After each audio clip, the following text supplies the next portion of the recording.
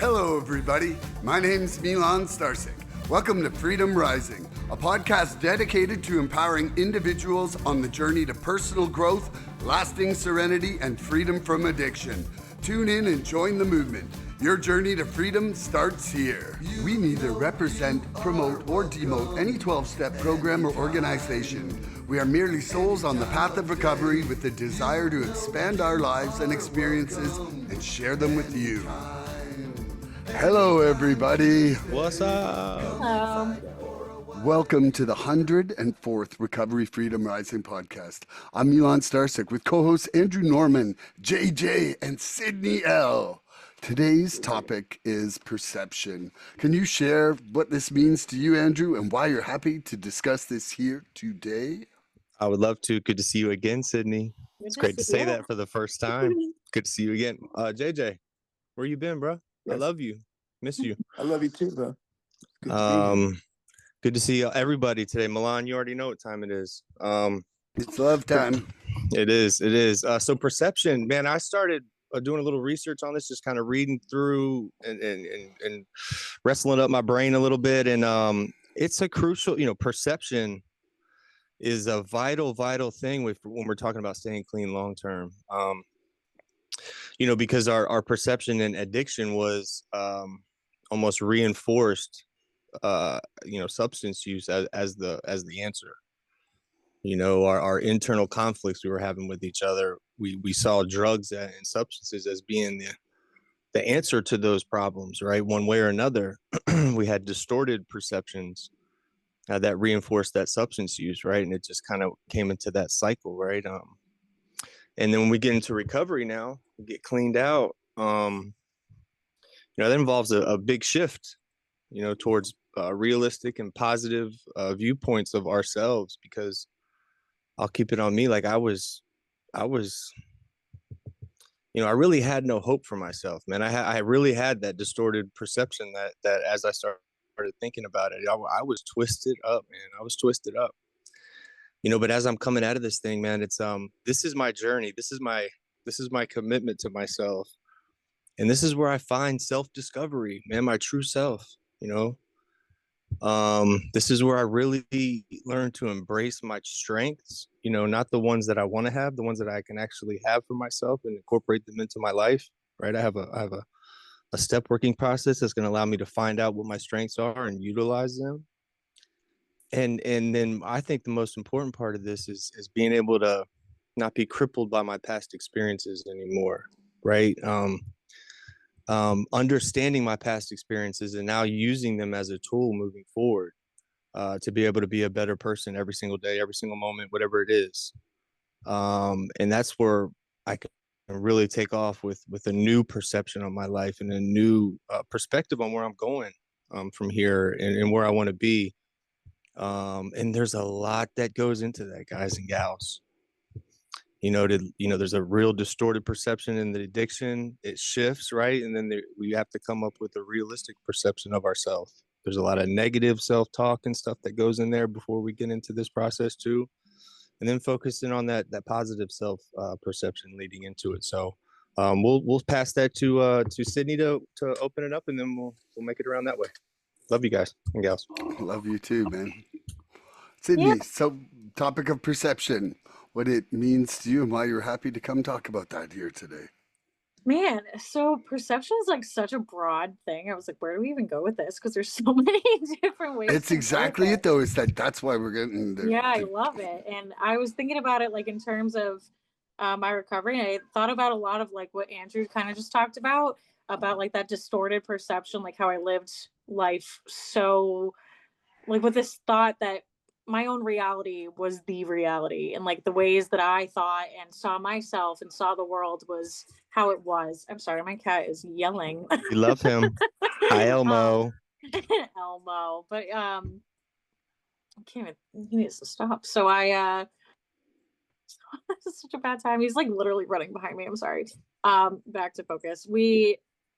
When I was a kid, I like had this whole idea of like, this is what life is. This is what life is going to look like.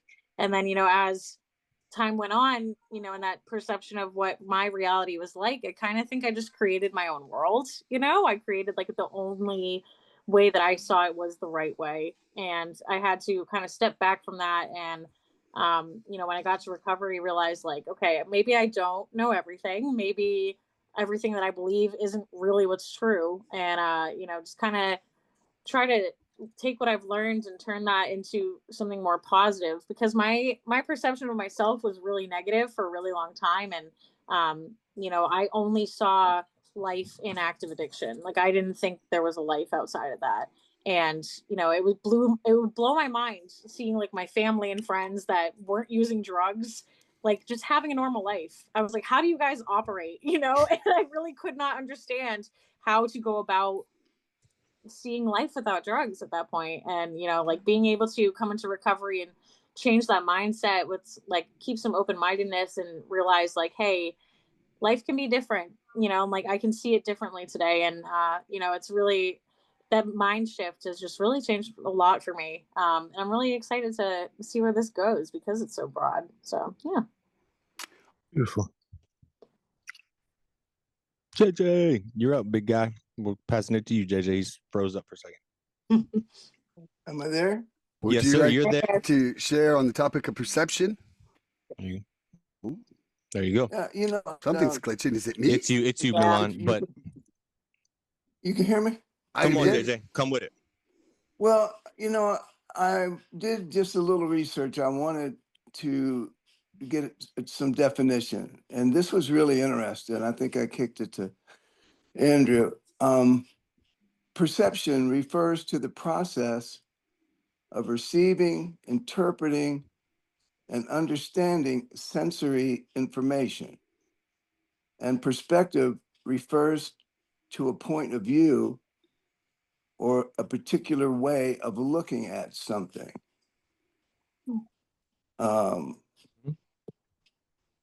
Perception is about what you see or understand based on sensory data, while perspective is about how you choose to view and interpret the data. So I just thought that was interesting. Perception and perspective, like they're linked. Perception is my initial like snapshot of what's going on, and I assess it and then I respond to it. And as you all have really set the stage for inactive addiction and really just growing up to begin with, and my perception of the world, and the information I was given, the fears that that everyday life brings in, and then how we deal with it. I remember thinking, why doesn't everybody use drugs like I did? The world would be a better place. I mean, I remember that too, man. yeah, that's how really I entered. It was the alternative perspective on this fucked up society that I was, like growing up into, man. It was weird. We had so much was going on between Vietnam and just people flipping out in terms of becoming free, civil rights movement, women's lib, like it was electric with the perception that things have been really wrong and we are going to make them right. And drugs and alcohol was just part of that sort of revolution and rebellion, right? I remember one of the my early change of perspective, and Sydney already sort of alluded to it, was when I finally got here, for the third or fourth time and washed up on dry land and was just so beat up that I had to realize that everything that I believed in was subject to freaking question, right? And Sid acknowledged that same crossroad, and I know that was major for me because my belief system as to what would work, like I had total faith and belief in the drugs and the alcohol would get me through. until it gradually proved it was simply taking my life away and ruining everything around it. So, that was sort of the first perception change, was that everything was subject to question, and I needed to question it, stay clean and question it. So that was beautiful. I love that. I love you, man. JJ. I'm so glad to see you again, bro. Missed you. I love you, Milan, too, bro. Such a You full missed life our you live. 100th. You missed our 100th, butthead. No, JJ was here. Oh, you were there? Who was it that You- missed? It was, you it was weren't Mikey there. that missed. I was here. I know, I but was here. like there was a large portion that you weren't, and JJ was I'm there. sorry. I thought it was Mikey that wasn't there. That's what it was. My bad. Yeah, but man, okay, so that's Sorry, perception. That's an example of perception right there. I failed on that one. But no, man, yeah. Well, I don't know. Look, I'm gonna blow this whole thing open because No, I was right. I think you were right. He called me Oh, the next day and went, he I'm was so here sorry on my that I missed it. birthday. On my birthday, but On your birthday, right? Oh, Going yeah. home, guy. Right. I was so bummed. I just fabricated it entirely. That's a wonderful example. That of man works perception. an honest program right there. Thank you, JJ, for saving Yeah. me. I was all twisted up on that. Yeah. Well, Woo. and the confession for me was that He I was so don't upset. remember. JJ was so upset. He was like, I bro, he was was. like, I can't believe it was yesterday. I'm like, yes, it was. I'm so sorry. Well, there was something that was, seriously focused and distracted. Trey and I were both involved. And I woke the next day and went, wham, we missed it. So I was It pissed. happens, bro. It happens. You're Yeah. a busy man. We We're love here you. today, though. Yeah. Hey, man, you're only 4 episodes late. That's it, man. I'm glad to be here. And really I took notes this week. I kept thinking about how our perceptions change. Yeah. And this is cool. So I'm excited to see what else we see. So I wrote a little lyric. I'm going to put it in a song here.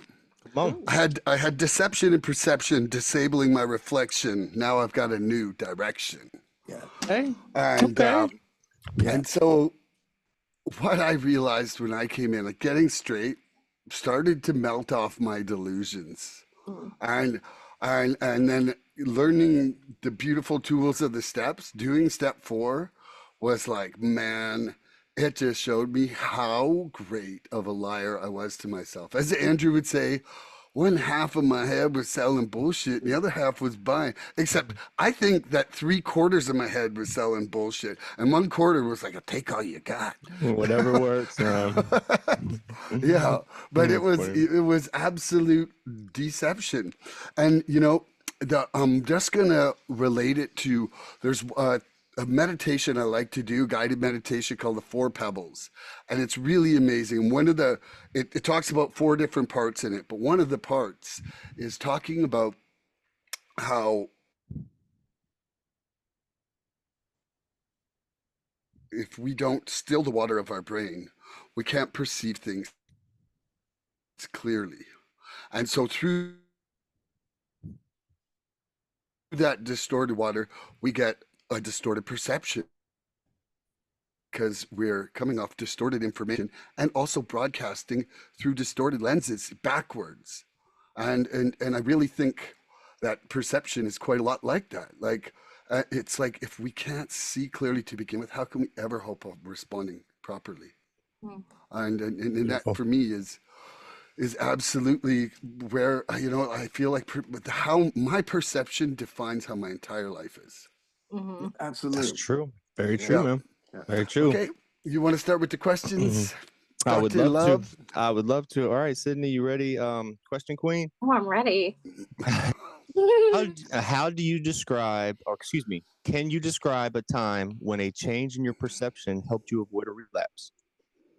Ooh, that's a great question. I changed the perception, avoid a relapse. I think, okay, so we're going to get real deep, real personal. So I dated this guy for 2 years that I did not want to date for 2 years, but he was selling me drugs. So we were not selling them. I was getting them for free.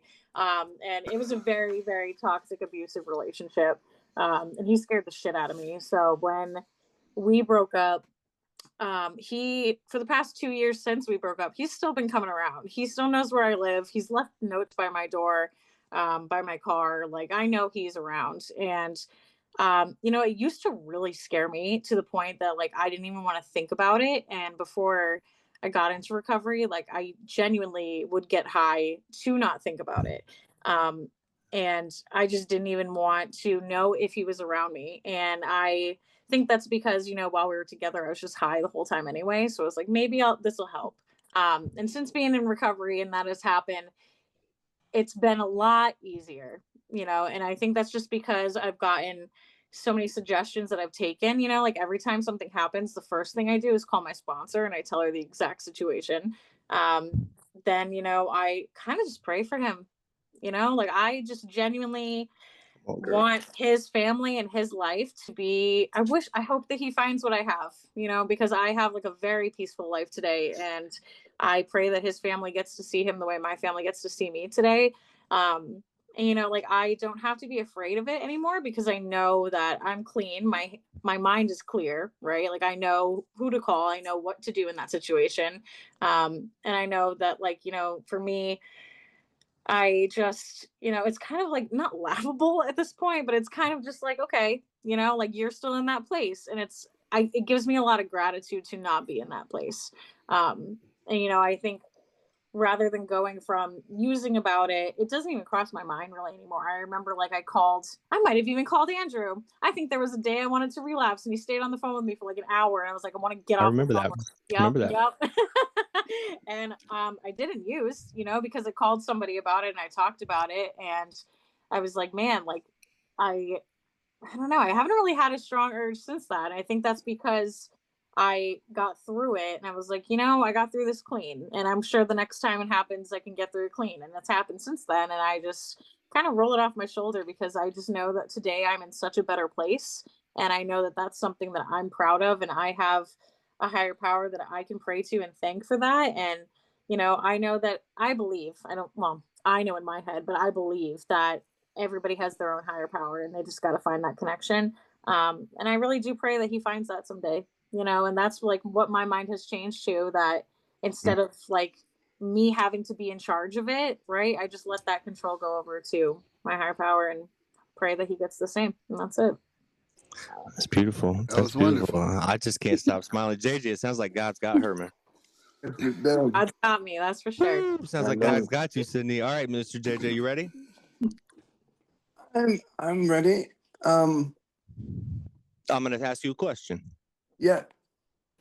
So what can you describe a time when a change in perception helped you avoid a relapse or a possible setback? Absolutely. And, there's just so many of them, but I remember early, I have this business that not only did I, sell a lot of dope, but I was always did something that was, that was legal and made sense. And since my being clean, this business has grown to take care of 30 families. It's amazing, right? But in the beginning, when my life was a wreck, and this is where I got clean in the building that I rented in the early days, that had no running water. And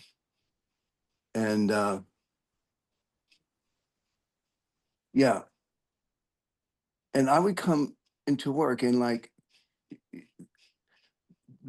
I would feel, because things were so upside down, because the business was, I couldn't keep a checkbook as a business owner, that there would be checks ripped out.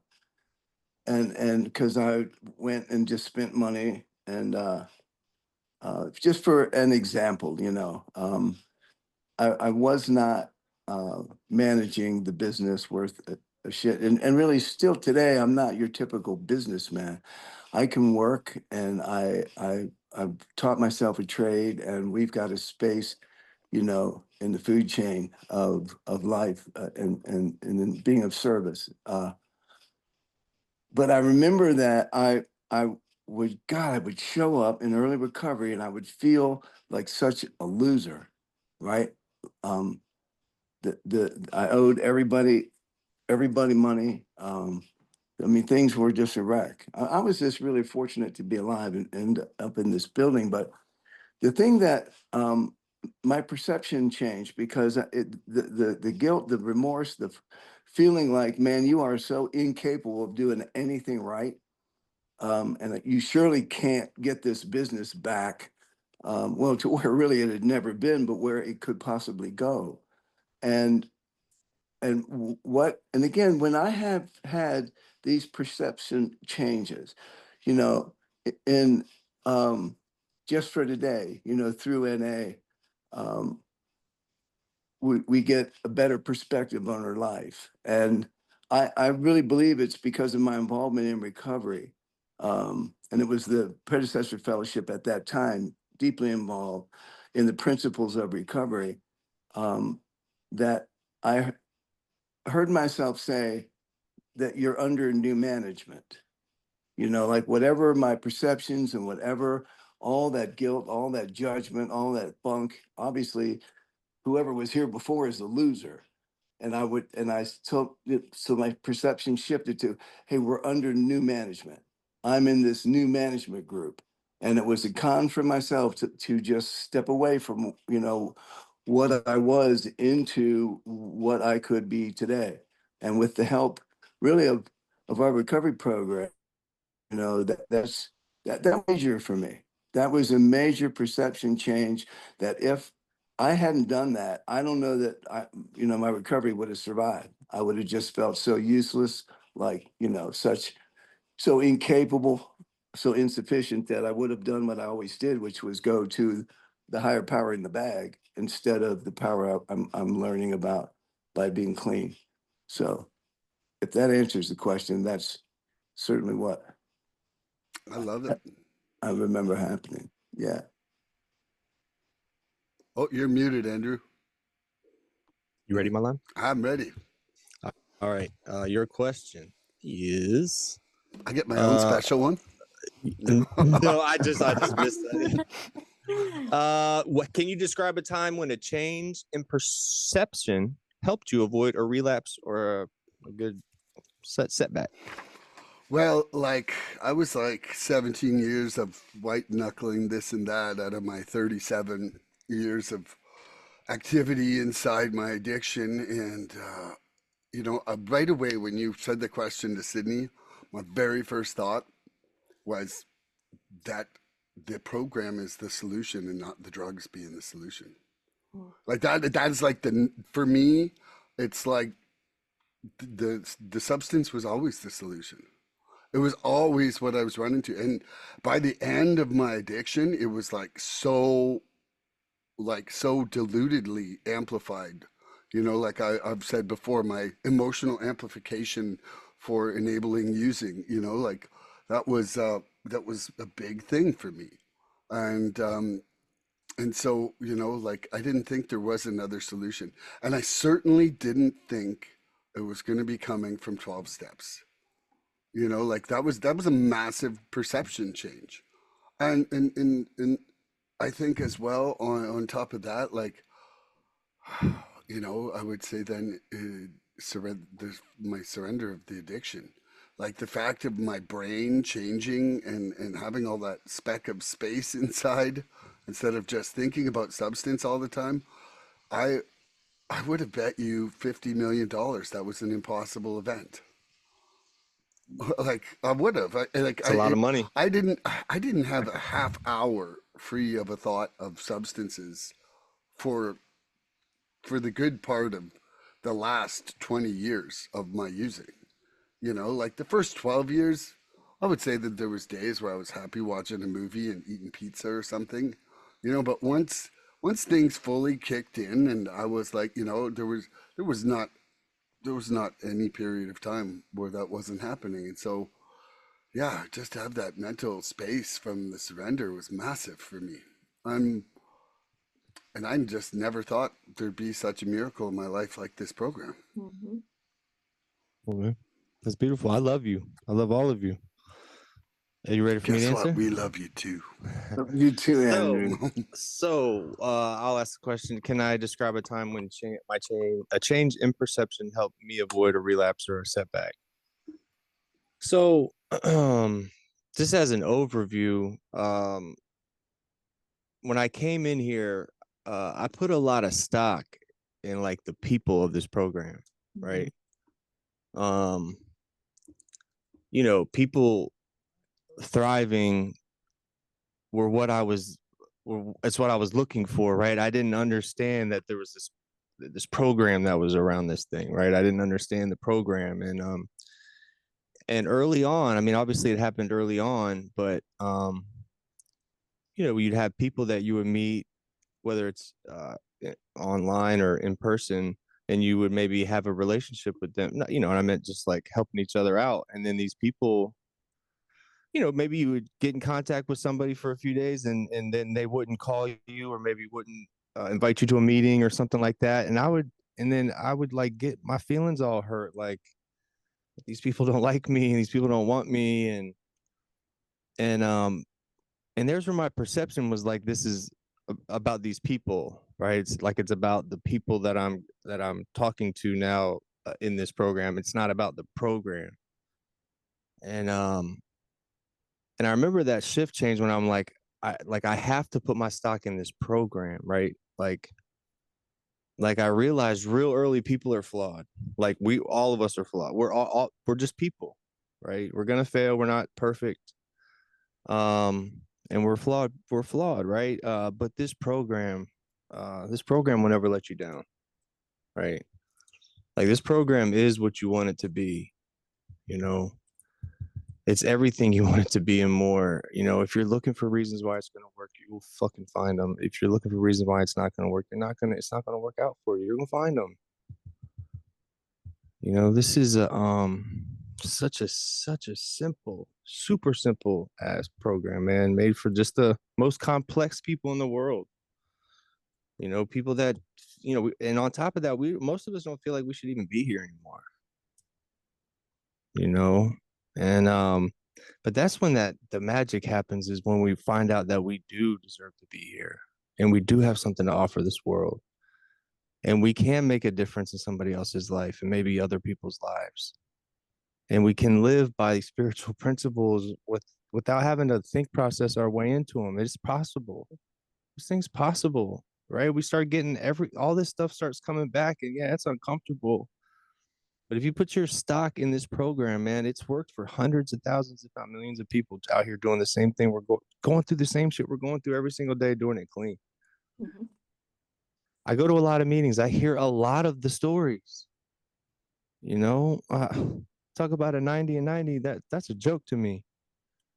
I'm 3 years in. I couldn't see 90 meetings is not enough for me in 90 days. That's me. That's just my process. I come in here and I hear people going through some of the most, just the most heartbreaking stories, right? And we've created a place for somebody to come and just cry their hearts and just pour everything out on the floor and let go of some of that power, right? They don't have to make a doctor's appointment with the therapist or go to church, get all dressed up and go to church, right? You can go to a little brick and mortar, or hop online, man, and get a message and it's like my church. I come and I hear this message, I get spiritually tapped in. God speaks through people. When I need a message, sometimes it comes in Sydney's voice. A lot of times it comes in JJ's voice. That's my spiritual big bro brethren right there, man. You talk about serene. When I need serenity in my life, it's like JJ just comes, just like don't, right? Just look. When you need love, JJ, I bet my voice pops in there every once in a while, doesn't it? I love you, bro. That's my role. That's my role, man. That's my role, and I've realized I have a very important role here. But I'm not any more important than anybody else is here, man. Like, that's the beautiful thing about this program, man. You can come in here with a day clean, or you can have 50 fucking years clean, and nobody's more important than anybody else, man. And we all belong. As long as we want to get off drugs, man, and stop using and have that desire, we're all welcome here. It's a beautiful, beautiful program, man. So adhere yourself to the program. Don't worry about the people so much. Yeah, like find the people that are doing what you want to be doing and keep them close, but understand this is that you got to do this for yourself. It ain't about anybody else. And put your stock in this program, in this literature. Read the books, and you'll be a lot better off. I'll pass that to you to ask a question now, Miss Sydney. Oh, okay. To Do I go JJ. Yeah. Okay, cool. Look at me, I'm paying attention. I'm learning. Ooh. All right, JJ. Hold on, I wrote it down. Okay. In what ways were your perceptions of reality distorted during active addiction, and what helped you see things more clearly in recovery? In what ways were my perceptions distorted? Read that again, please. In what ways were your perceptions of reality distorted during active addiction, and what helped you to see more clearly in recovery? Oh man. You know, my perceptions, I felt were right. And and most the way everyone else did things was wrong. And not that I and the fact that it just didn't work. My use, of alcohol and drugs for the solution, to maintain my peace, to try to um, to feel my personal power and really to combat the fears. That was the what my perception was without really even knowing it. I had no idea how much fear was really there, and it was a gradual slipping into a more fearful place and then, being in denial of the things that I was doing, which I should have been afraid of. Um, and, I think just almost dying, realizing that I was letting my family down. I'd already left my two children, my first wife, and just the pain that kind of grew up around me is what snapped me into reality. I think the first meeting that I went to, and the beautiful way that this works, because it's whatever that addicted truth was, it stands or crumbles in the fact that so much of it is fancied and not real. I remember listening, and I was high in the first meeting, but I listened to a woman share, and she explained all the things that I bought into, and then really the consequential pain. And I heard my candle of hope was lit inside my chest that first meeting, because I could see her at some peace, and she knew the freaking nightmare that I had lived. And that identification is what changed my perception. And does that answer the question, Sid? I think so. That was amazing. That was beautiful, man. That was That was awesome. beautiful. I love you so much, JJ. Hey, You're I love you too, and I didn't get a question together or two. Like, you got to coach this little fart. I've got one for you if you want me to put it in there for you. I can text it to you. At what time it's appropriate. That way Gotcha. I won't Gotcha, big stress bro. about pulling something out of my butt. Gotcha, big bro. I got you. Thank you, man. You want to ask me now, Miss Sydney? Would love to. All right, Milan. In what ways were your perceptions of reality distorted during active addiction, and what helped you to see things more clearly in recovery? So I definitely think it was like that ultra self-centered perception. And like I had said earlier here in the podcast, like I had a way of amplifying emotions to enable additional using. So if I was getting mad at you, I'd be more mad at you than I needed to be. If we were celebrating, holy fuck, did we need to celebrate? It was the end of the world. It was the greatest fucking party ever. If like I was mourning people before they died, just so that I could be sad. Like it was absolutely emotional amplification, and the only thing that started to straighten that out first was getting straight.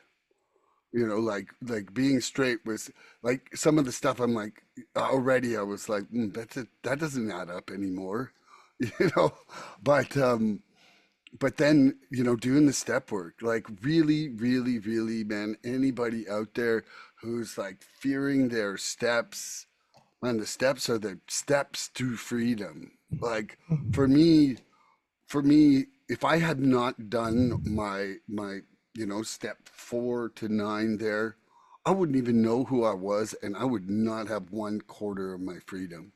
You know, like Yeah, man. absolutely. Like I wouldn't I wouldn't know my part in all my shit. I'd probably still be lying to myself because I was a pretty good liar. I was lying to myself so well I didn't know I was lying to myself. Oh, you have to. Yeah. Yeah. It was, well, yeah. I mean, just in order to keep doing the shit we're doing, we have to be lying to ourselves, or we'd actually see how horrible it really was to other people, you know?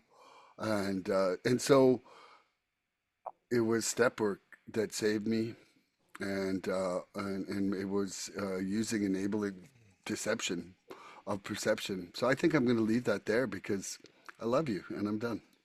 Love you more. Well, great. It's Thank you. love. You ready, Andrew? I do. I am, and I texted you that, JJ. Check your text. I did. I need Love you. kind of I'm ready. All right. And what were your perceptions of reality distorted during active addiction, and what helped you to see things more clearly in recovery? It's really a great question, Sydney.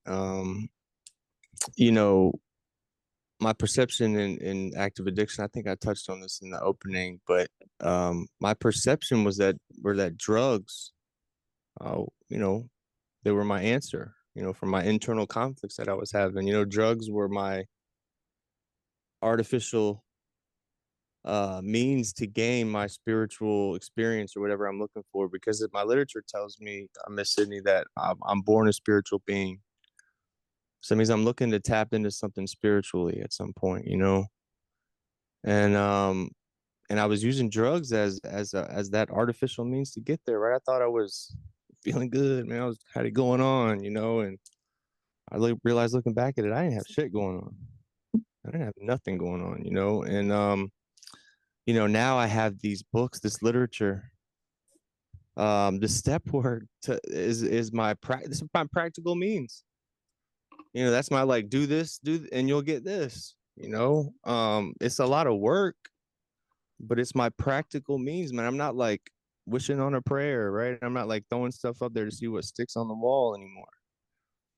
You know, I'm working just as hard at my at recovery as I am at my disease. I realize, man, like this disease, Miss Sydney knows more about the step work than I do.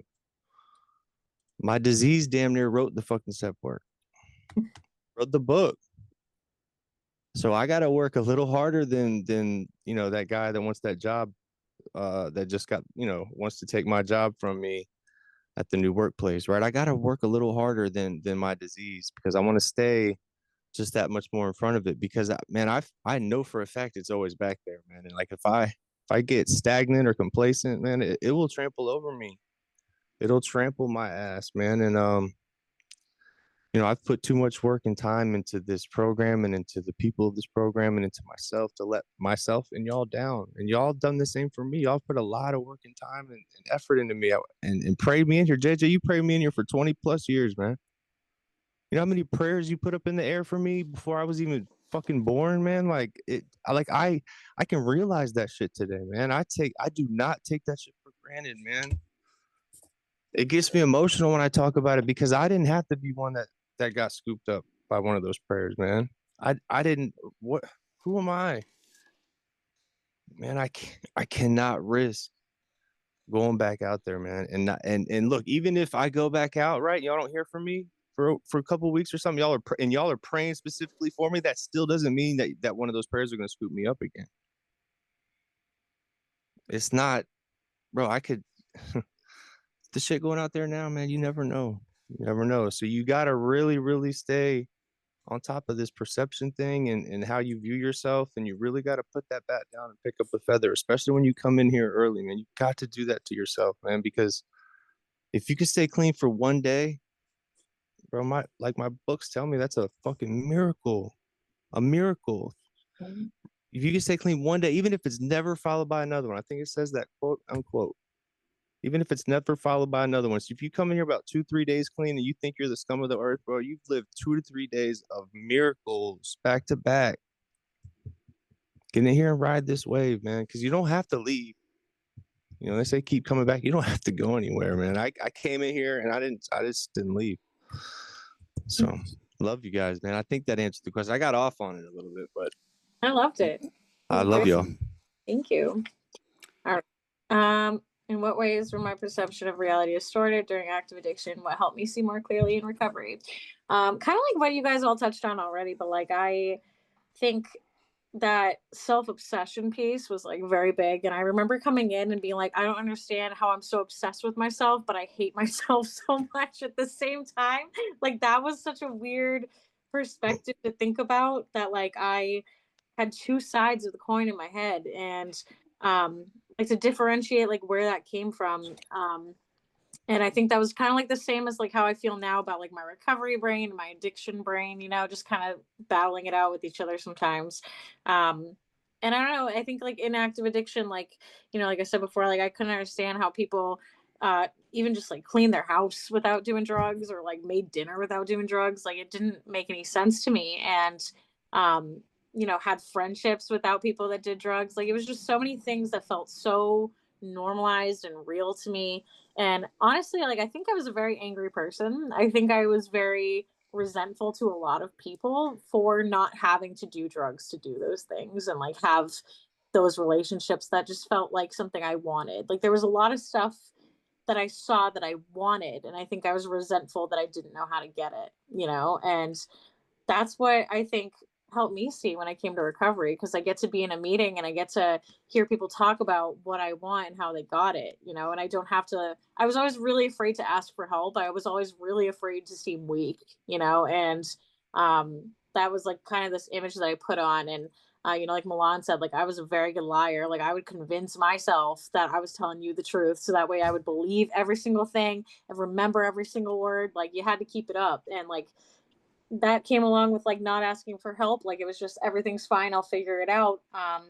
And so when I got into the rooms, I remember my second time coming after my relapse, the first thing I heard in a meeting, I have like a whole notes app in my phone of like great quotes I hear in NA, and I'm like, ooh, want to remember that one. And one of them, the first one I heard that I wrote down was that you need to go after your recovery the way you went after your drugs.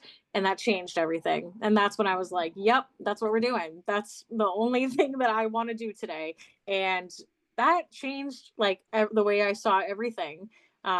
Because I knew how hard I went after my drugs, right? And like I've never up until this moment like tried to really genuinely tried to go after anything besides that. Like I didn't want to change that reality for so long, and tried to convince myself that like drugs weren't the problem, something else had to be the problem. So to be able to come into recovery and listen to people's experience, and you know that I'm not alone. Like I think that was a huge part of it, was that I had other people that understood what I was talking about and understood those feelings, and just saw like how they got through however many just for today's that they had clean, you know. And that really that was the other part of it that really helped, was realizing that like I didn't have to worry about, you know, getting 37 years like JJ. Like I had to worry about getting to the end of when I go to bed. I had to worry about going to bed. And that really, you know, changed a whole perception of my like disease thinking, you know. And I'm really grateful that it did, because that was a very sick mindset to be in, and I feel a lot more healthy today. So that's my answer. That was awesome. Sydney, you're a pro. I'm sitting over here just like, man, where did this girl come from? Boom, my man. favorite thing to talk about. I think she's been listening to the podcast too, bro. She knows. She knows what's up. JJ, you got a question for me? Oh, let me see what I can come up with, Milan. You can ask anything. Thank you, Andrew. Well, Andrea helped me a little bit with this brainstorm. God Milan, help. what tools from the program have helped shift your perception the most? Whoa. Okay. Um, I'm gonna say surrender. Surrender is like the Jedi mind trick of the whole program for me. Where initially it did the greatest magic I'd ever seen in the world by its disappearing act of my compulsion to use and my incessant thought about it. And um, and then now the last 9 weeks, I don't know if you heard us talking about it before, but there was a guy Tom who came on, and it best quote ever was, "This isn't a program of self improvement; it's a program of surrender." And it really got me to reevaluate um, my whole attempted self-will defect control that was happening. I felt like I kind of hit this plateau, and there was a few things that, man, I was not surrendering. Like I was absolutely, I'm fully, wholeheartedly admitting that I was trying to get rid of them. And man, 52 years of being a shitty defect remover. I don't know why I decided to hire myself again. Like I was like, let's hire the Last guy. dude you Let's used hire the drugs guy with. who's never gotten the job right. Yeah. It's like the plumber who just like causes leaks, and you're like, hey, let's get him to fix the high pressure Sounds line. good. Yeah, and and man, it's been just a wicked journey the last 9 weeks of surrendering, and you know, I'm using my little hairy God box all the time, and that's just a nice concrete way of me seeing what I'm surrendering, and it's working for my own little mental perception.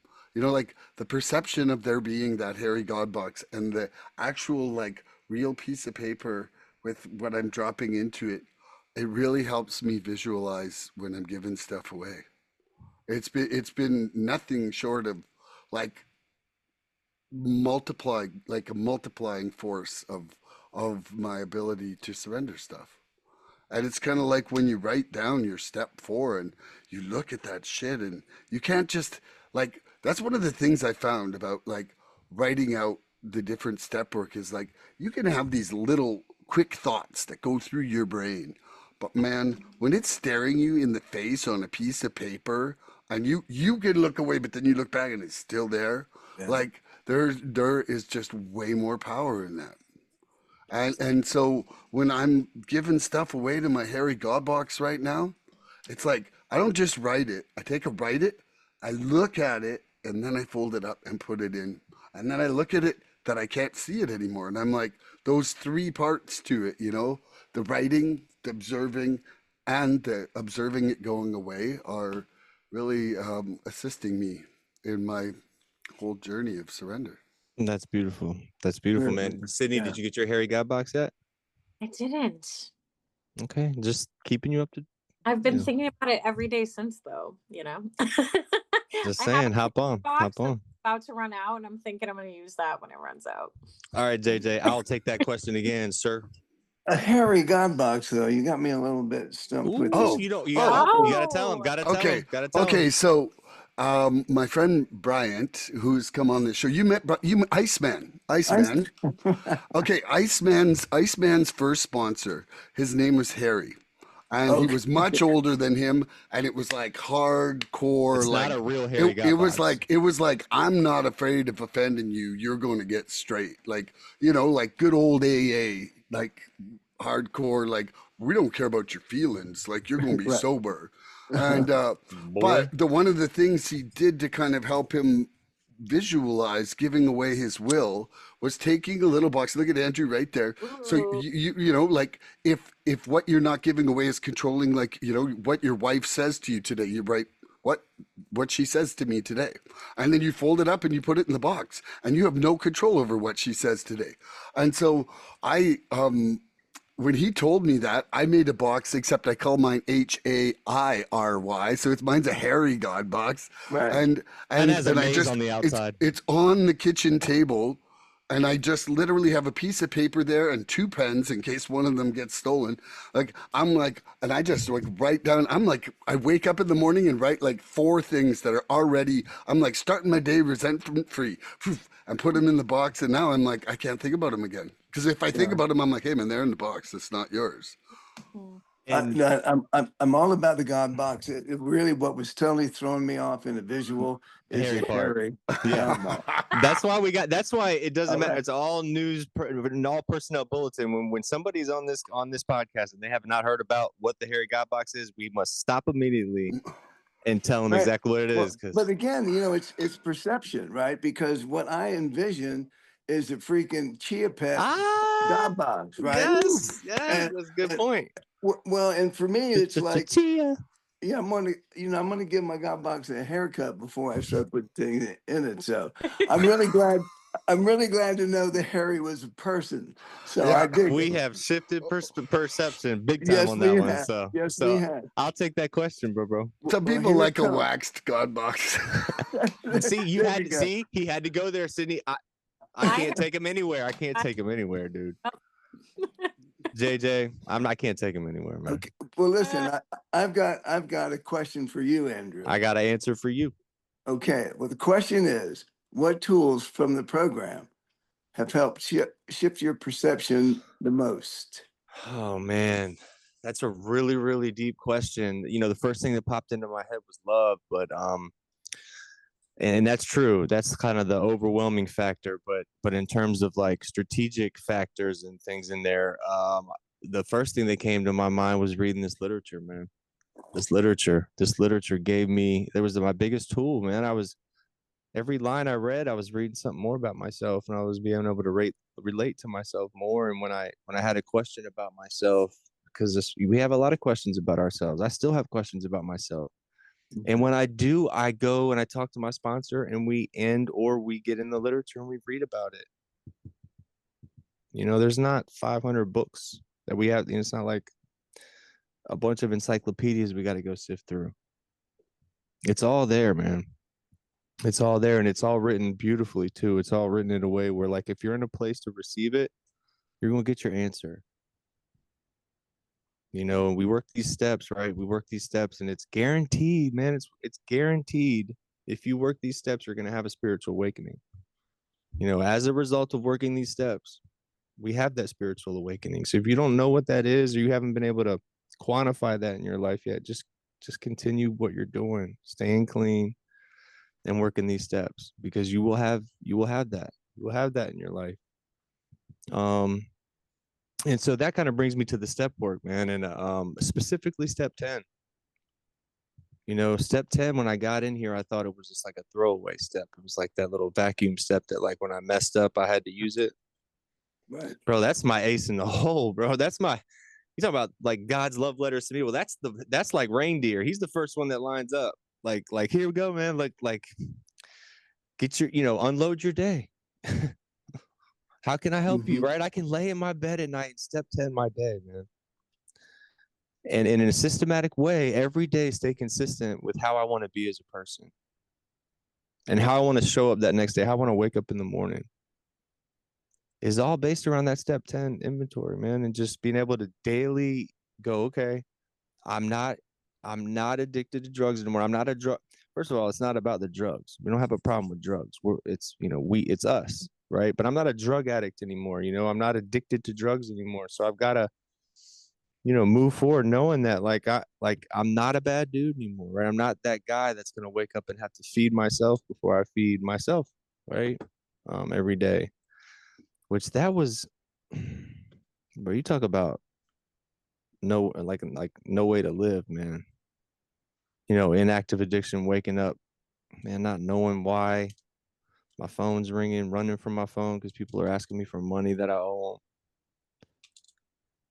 Bro, that's a whole day's work mentally before you even get going.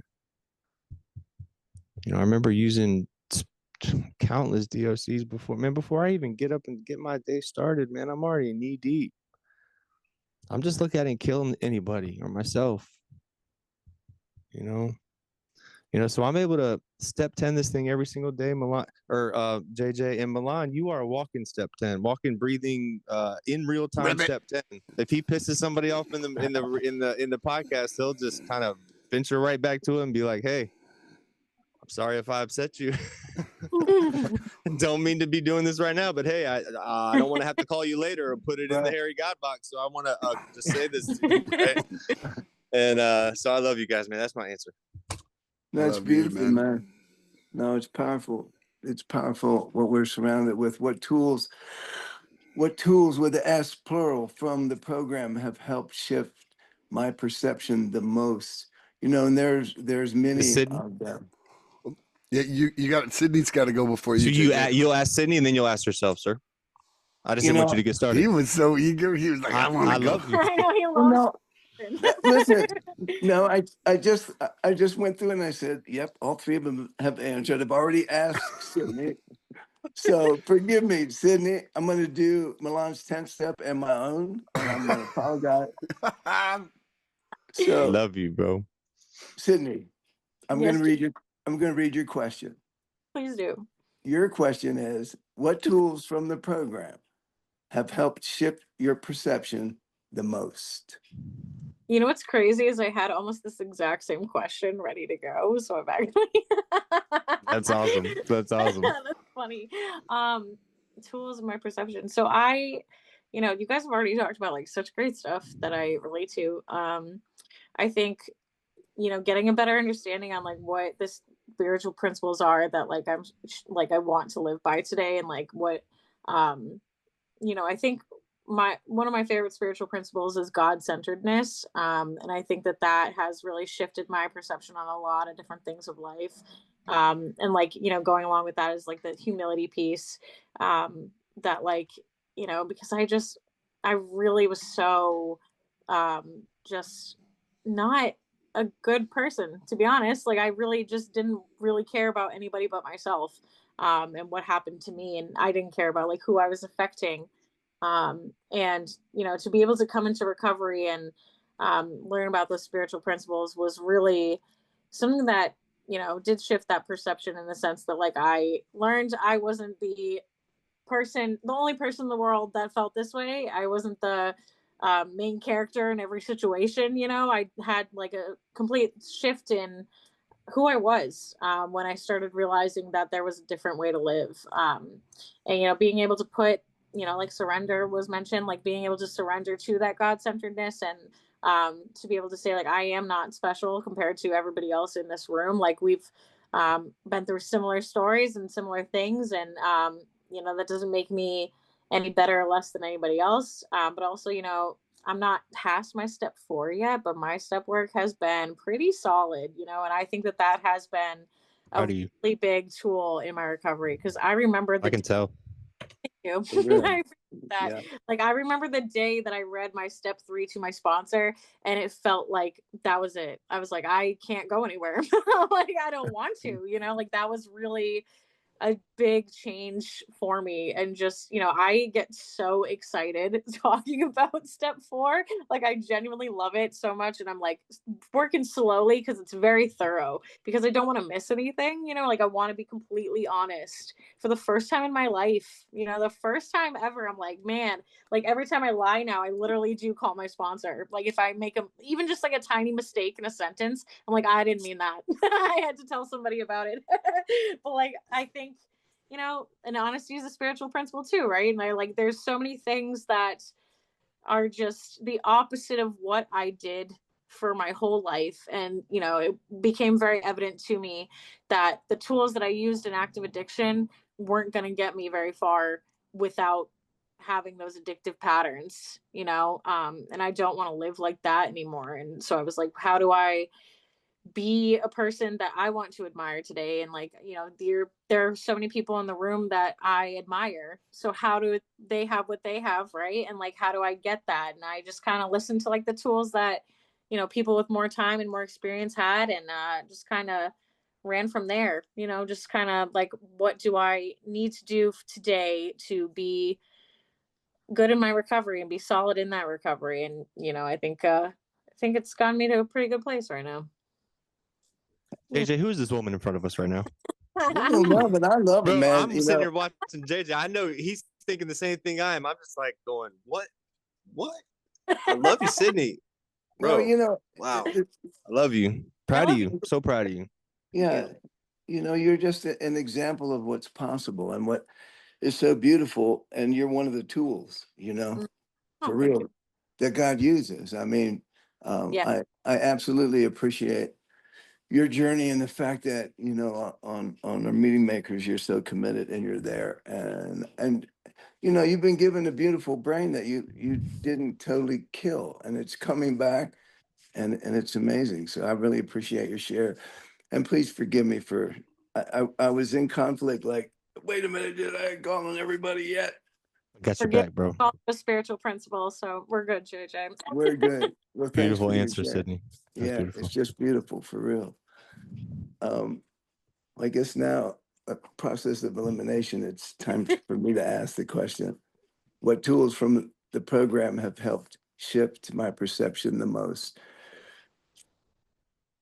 You know, and I would say the people in recovery, you know, Sydney just did it again. You each, you know, Milan and Andrew, and what we do for one another, the tools.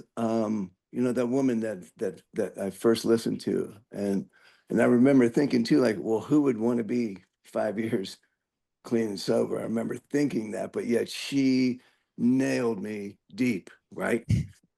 And so the tools for me that come to mind are the first step, honesty, you know, and the admission. And you've heard me say this, it is so critically important and effective, and a tool that will change my perception. And it's to admit means to confess the truth, comma, often with reluctance. That's from the Collegiate Dictionary. When I first read that, you know, and the comma said, often with reluctance, it's like always with reluctance, you know, and in that comma is where my denial of the truth, the denial of my disease, the denial of my disease today, you know, which is the inability to see and recognize what the truth is. It's still a management and power trip when I distort the truth to suit my fancy, right? And that's what addicts do, you know? So that tool is extremely important, is that I continue in the step work I do. You know, this process of being more honest and more honest. That's why I love when Sydney said, oh, you know, God, I put a comma instead of a semicolon or whatever, or whatever you said was such a simple, like, you know, something that wasn't honest or wasn't right. And you tell on yourself. I think it's so critical, because right there is where, well, I don't believe I'm going to tell that. You know, I'm going to like pretend it's going to go away by itself. But just like the fourth step, just like Milan said, writing it down, it's now out of my freaking conscience. And I see the word. And my first fourth step, I had that experience. So here's another tool. And that it came out because it's been in there on a freaking, you know, squirrel cage for years. And I've been putting chemicals on it, thinking it's going to, you know, fix it somehow. But when it came out on the paper, and there were so many things, I went, what? Face up to God too. God can read it. Yeah. Yeah. I don't know that I was aware of that. I was aware of the impact that it had on me. And it was like, wow, this is the shit that's been in your head. This is what's been motivating your life, right? And so to see that and to get clean from that in this process, like, I'm still discovering, man. I was in tears today on the phone with my youngest daughter, man. You know, there is so much that I have to learn, so much of my emotions, you know, so much that this disease, my obsession, which is why the inventory steps, you know, I couldn't agree with Andrew more. And again, there's two inventory steps. And in the very first one, I learned to look at me, not you. You know, I've learned to become accountable, you know, that I'm nobody's victim today. And there's been over these years, you know, like my disease will lay in any opportunity, will for all y'all, for every one of us, right? Oh, they're my problem, you know. My second marriage was so difficult, and I would go for counsel and I would explain, Monty did this and blah blah blah, and my spiritual advisor would say, "She's not your problem." And it would just, I would have to inventory. What do you mean she's not my problem? I just told you that how she's not your problem. I'm my problem. And to be free in, that understanding, to realize that, taking my inventory, see, again, I got to be honest with myself. Am I being straight and honest? Or am I twisting this somehow so I feel better? The disease of addiction is all about feeling better. It's like, denying and circumventing some pain, but it really just prolongs the pain. And I think we show one another this. So it's another tool, like I'm in this painful place. And so, yeah, and God, as I understand him, has been there all along, and he continues to show me, and the third step, there's just so many perception shifts it occurred, to me. Yeah. So what tools have helped me the most? Continuing to come back here, you know, because life, it's like in the third step, we're told to turn our will and our life over to the care of God. Like my whole will and my whole life is like, are you kidding me, to God, that I'm really trying to understand? Like that's so much. And in the text, which I read right before this heart event, right? And it says, what we're really doing is we're making a decision to change direction, to stop rebelling against the natural and logical flow of events, which is like God's flow of events, to stop,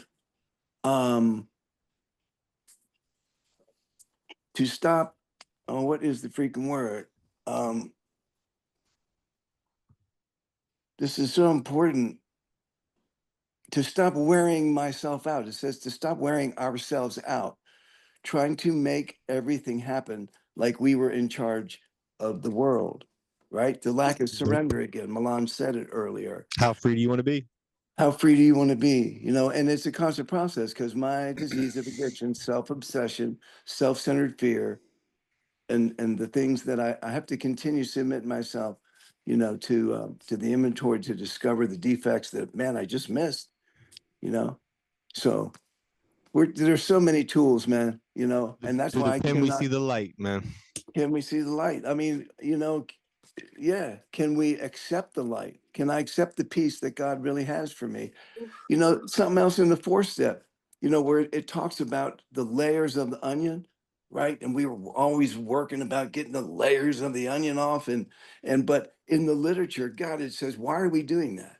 And it says to reveal a pure and healthy spirit. Like me, I got a pure and healthy spirit. Like, Yeah. really? Hell Like yeah. I can't accept that. Well, accept it, dude. Yeah, man. Like That's it, stay, bruh. stay, stay in the process. And like, and there's, part of me goes like, well, I don't deserve that. I don't deserve that. You know, so this fucking shit, it just does not stop. No. And, and I love you guys.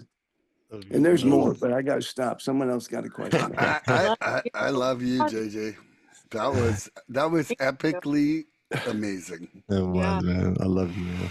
It's a Okie bag that doesn't dokie, run dry, bro. Mr. Andrew, you ready? Yes.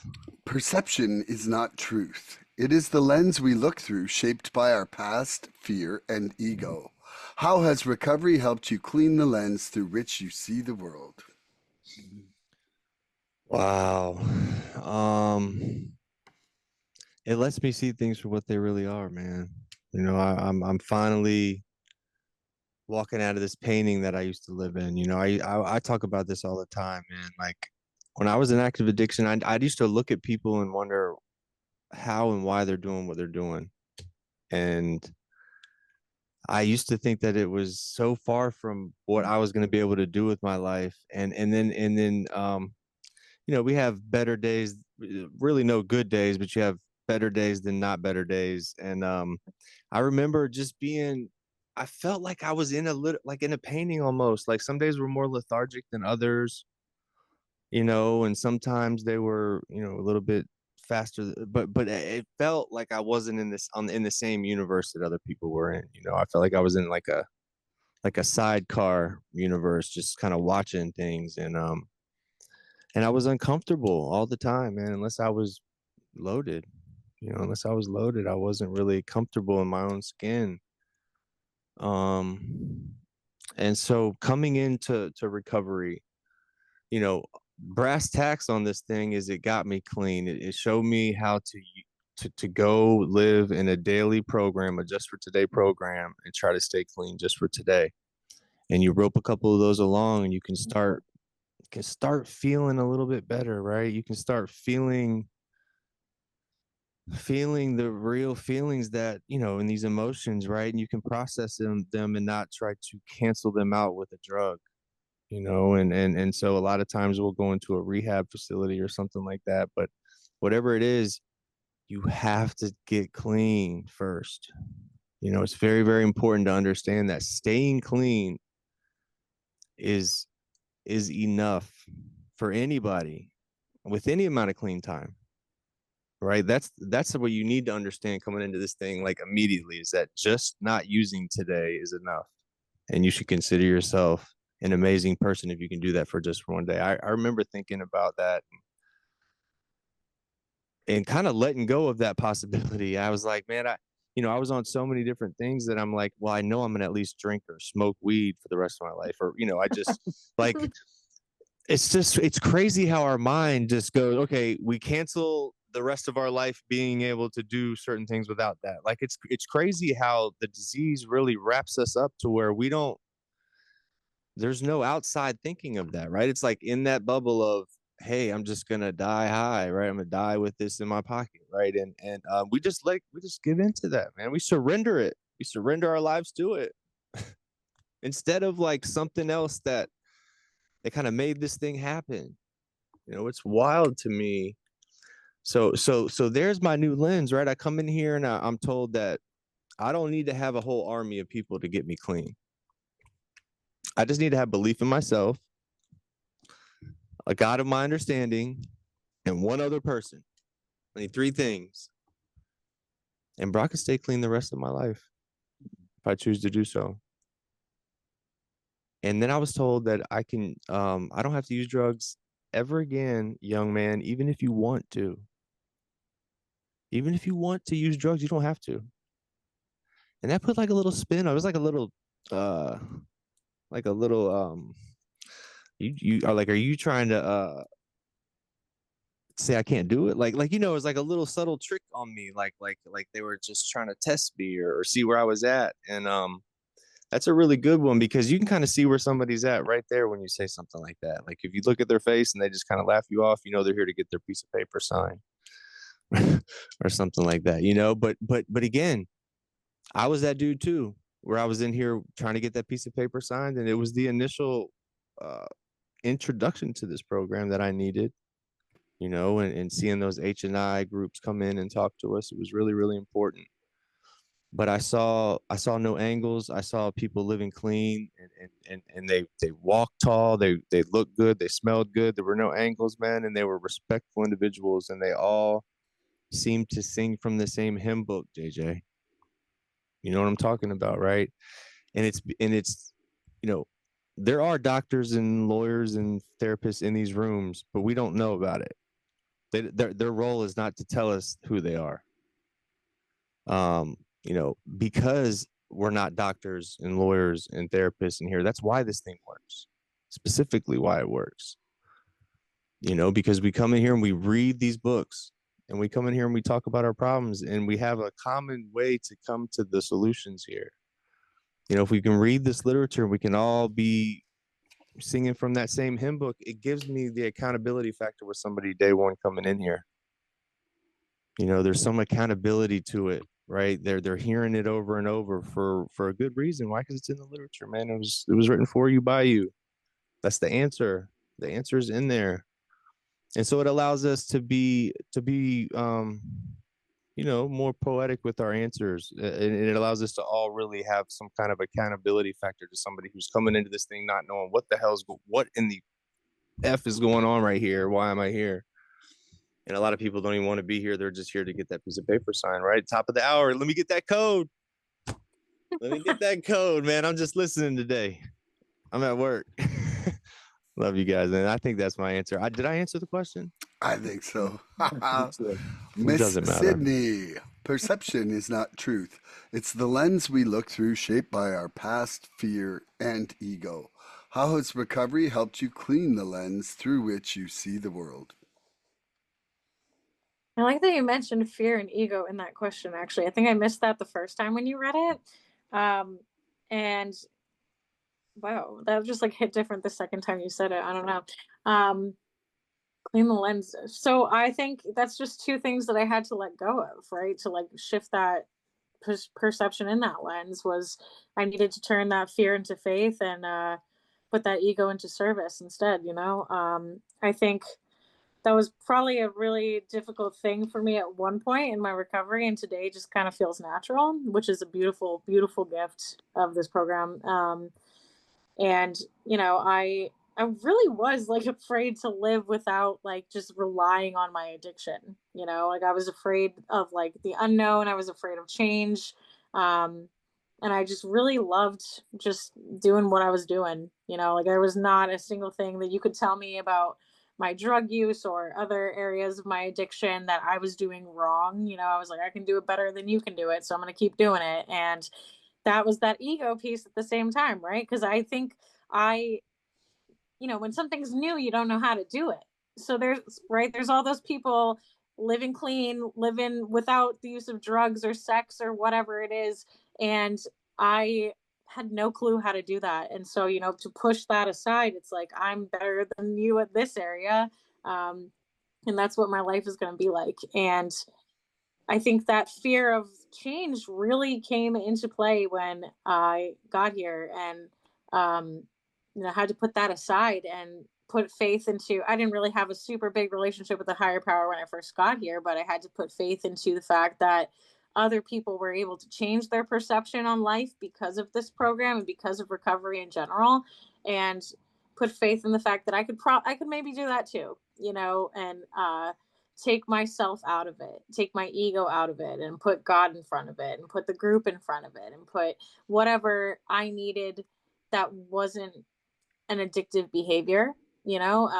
Because, like, you know, even Andrew said, like, drugs are just a symptom of my addiction. And I'm really good at when I'm not using drugs, trying to replace that with something else that's bad for me, or hinders my recovery. And you know, I got to be vigilant of that. You know, I got to keep an eye on, I know I'm not doing drugs, right? But like, what other behavior am I acting on? That's going to shift that perception back into that place of like, you know, that ego and that self-obsessiveness and that self-centeredness. And how do I maintain where I'm at today? Because you know, putting my faith over my fear has really, you know, even when I was talking about like the first question we were talking about, like how I pray for people that I don't get along with, you know, even when I'm afraid of them, because I want them to live a better life, you know, and to be able to turn that fear of somebody or some situation into like, you know, it's a gift that I don't have to worry about that anymore, you know. And so I put that into my belief in what the program does for me and what my higher power does for me. And I just believe that like as long as I keep doing what I'm doing right now and keep doing the next right thing, right? Then I can just keep like at what I don't know, like I just keep that perception of what it looks like today. And for me that's just like so different than what I ever realized. And you know, being able to move through that fear to create a whole new way of viewing my life and way of viewing the future, in especially in the sense that like I don't need to worry about the future. Like that was something that was really big for me. It was like, oh my, I didn't think I was going to make it to 30, and like God willing, we're making it to 30 next month or a month and a half, and that blows my mind. Because I was like, I'm afraid because I didn't think I was gonna fucking make it. So like, what do I do? So I just have to like, instead of being like, damn, I'm gonna just shut everything down so that I don't make it to 30. That's stupid, right? I'm not gonna do that today. I know that's stupid today. So instead I have faith that like I'm gonna stay clean. I have faith that I'm just gonna like live a better life. Like I have the opportunity right now to live my first decade of life without doing drugs. And I'm not going to think that far ahead of it because, like, today I have more days than I did yesterday. And I keep getting more days as I go on if I keep living in the program. And, that blows my mind that it's not about me anymore. It really blows my mind that it's about what I can do for other people along with myself, and, I don't know. My life has just really changed since I got here. I don't know. I'm really so fucking grateful that I'm in recovery and that I don't have to live in fear and in my ego anymore. So yeah, that's my answer. Hey, Jay, again, who is Awesome. this lady? Thank Who you, is this Sydney. chick? I'm Mr. so proud of Double you. J from West Virginia. Perception is not truth. It is the lens we look through, shaped by our past, fear, and ego. How has recovery helped you clean the lens through which you see the world? Well, how has it? It's done a great job of helping me clear the lens. The fear and the ego, the self-centered fear, became so evident, and and it's still prevalent today. And the ego being the self-centered fear. We're taught about vigilance.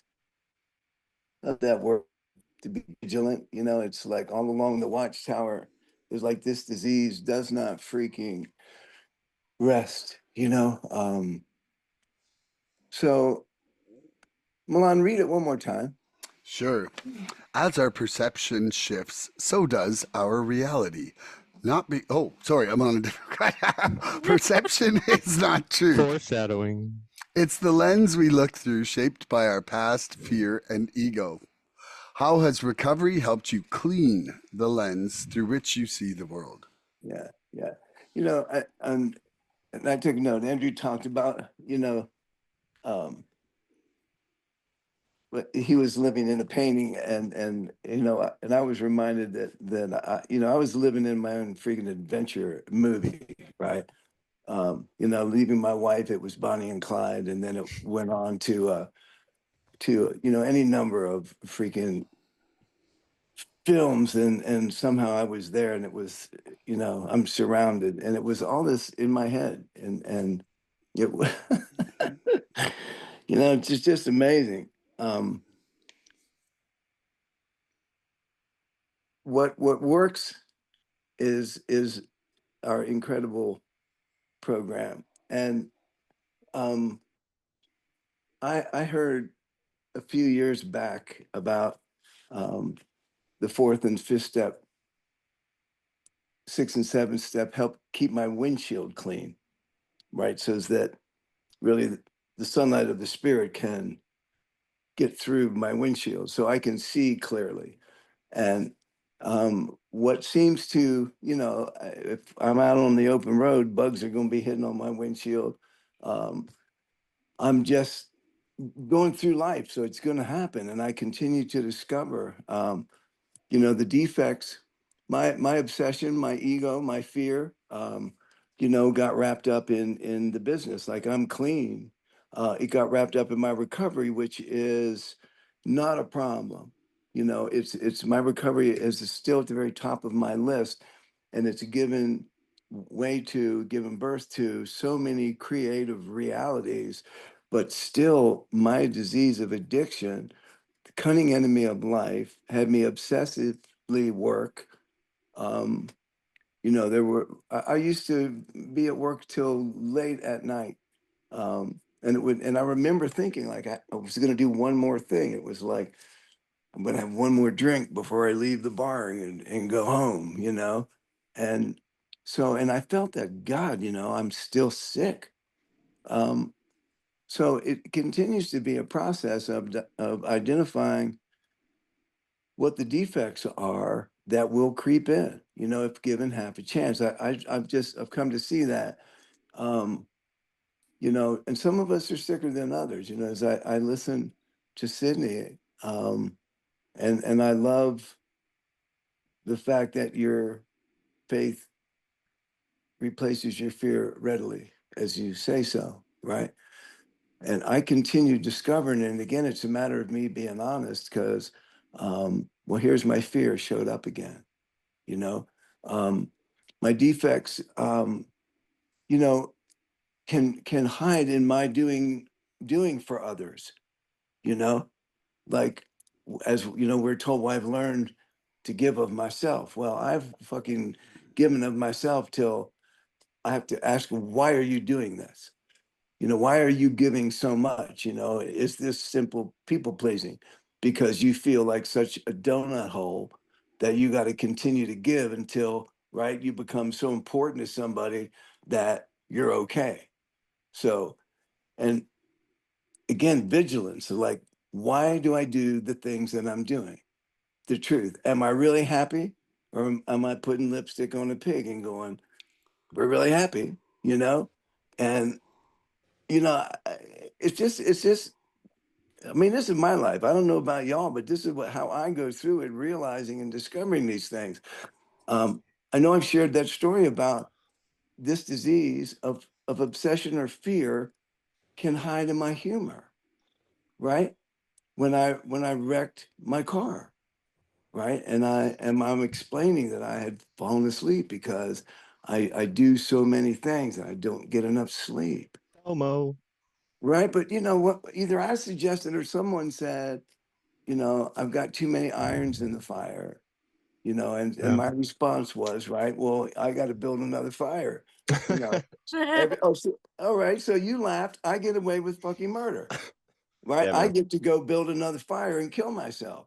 Yeah. But that's what, and something else like, to hear Sydney say she was an ugly, mean person, or that's what I heard in your addiction, like you just took and like this and like that. And like, my slicky boy was, like you got took and it didn't feel as bad until I'm gone. Like, so I got away with freaking murder, and, it's still just as ugly a human being, but somehow I dressed it up enough that you didn't realize, you know, I've been had, I've been let down. Right. I've been let down by this person, right? Person is an asshole, you know? Um, so I don't know, but that this disease is all about, what is reality? What is the truth? And I love our process because I got to continue to surrender to it because I keep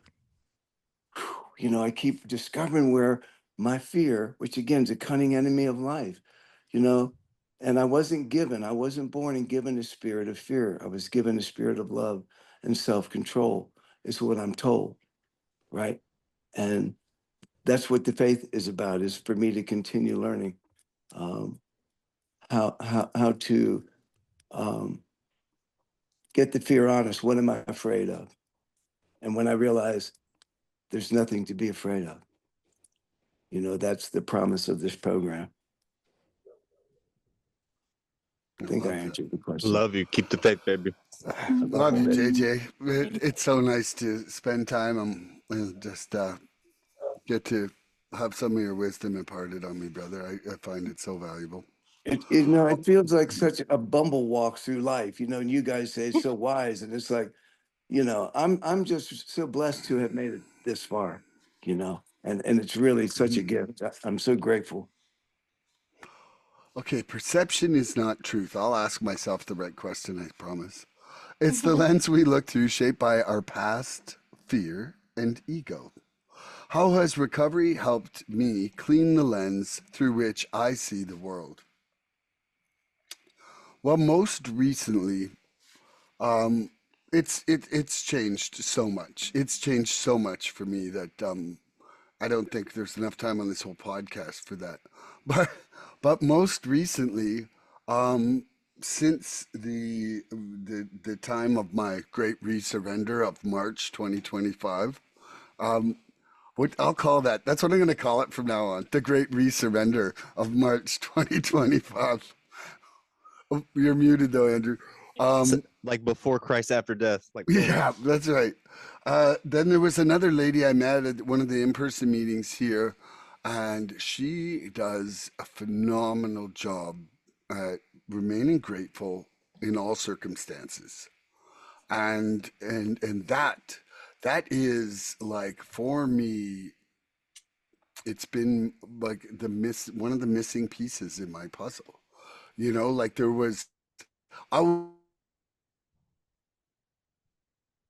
was like Mhm. grateful for the things.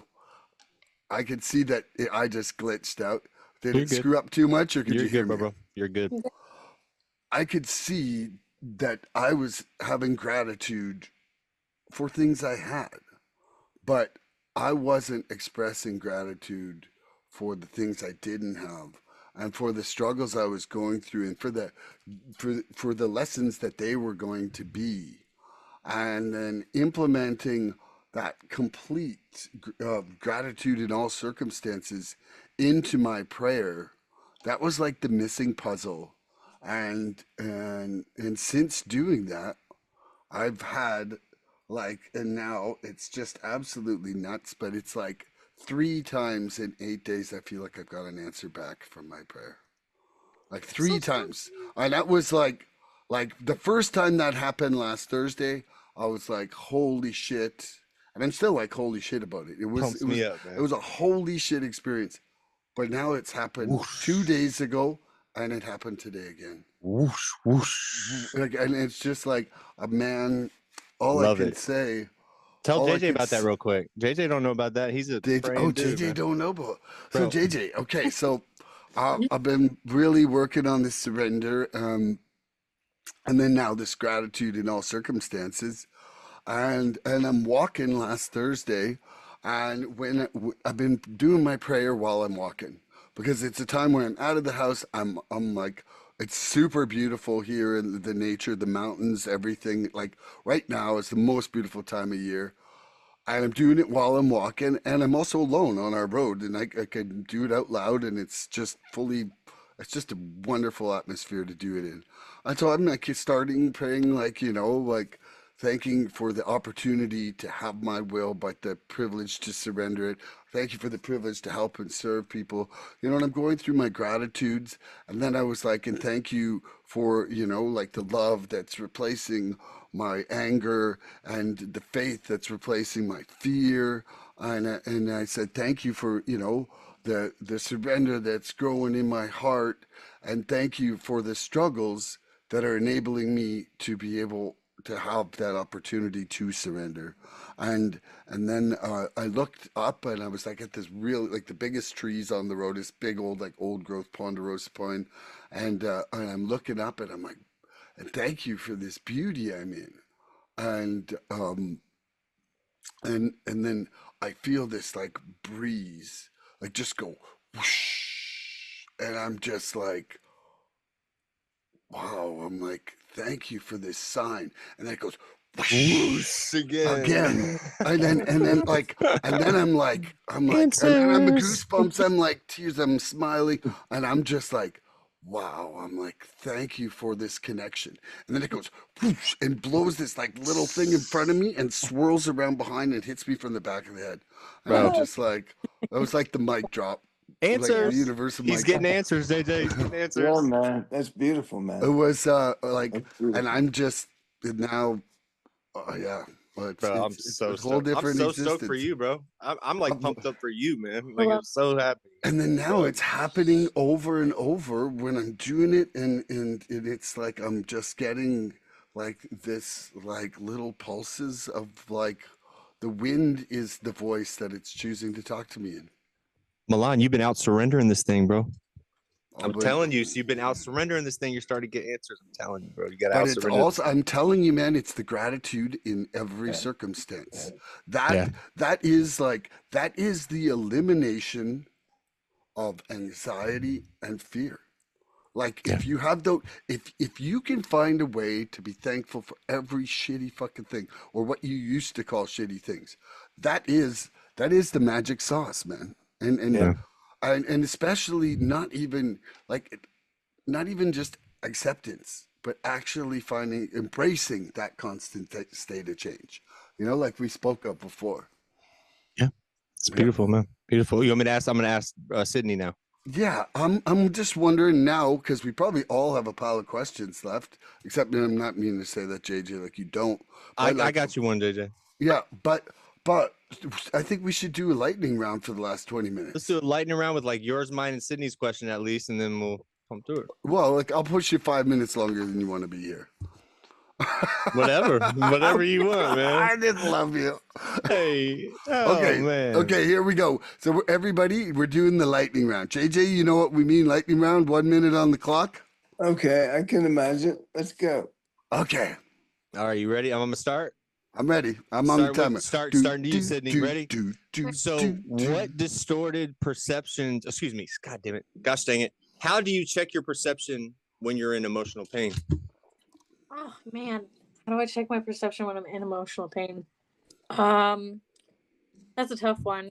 I don't think I'm very good at it, to be completely honest. I think that that's something I could probably work on, because I feel like my emotions can get very. Time's up. I feel like my emotions like cloud a lot of my perception. I feel like, I'm a pretty emotional person, not gonna lie, and I think that I kind of get carried away with that sometimes. And I think having the ability to like take a step back, look at where I'm at, and what I have to do in a certain situation, and just kind of thinking about it rationally, rather than like just having one specific little tunnel vision on it, is probably the way to do it. And just like keep talking about it. And I don't think it's something that's going to go away overnight, but it's something that I definitely feel like I could work on a little bit more. So that's beautiful. That's beautiful. That's beautiful. It was like the question, like you answered it like as simple as you could, and then it was like, all right, you're done. Cut you off. All right, JJ, are you ready? So how do you check your perception when you're in emotional pain? When I'm in emotional pain. Yeah, okay. I was in my emotional pain. Any variants of, emotional instability. Right. Well, I was thinking about, I definitely can be an emotional dude and run by often, a passion of one type or another. And so I guess when I'm in the pain, I really, I have to check it out because I don't like the pain, right? I don't like being in pain, and I'm more aware again of the pain is from a decision that I made, and that instead of like looking at who is creating the pain for me, it's a matter of checking out where are you in relation to this pain? What have I done to get the wheel in motion? And I think that that's what I learned to do. True OG saved it in the end, man. You came strong at the end, man. You killed it. Thank you. Love you. All right, Milan, how do you check your perception when you're in emotional pain, brother?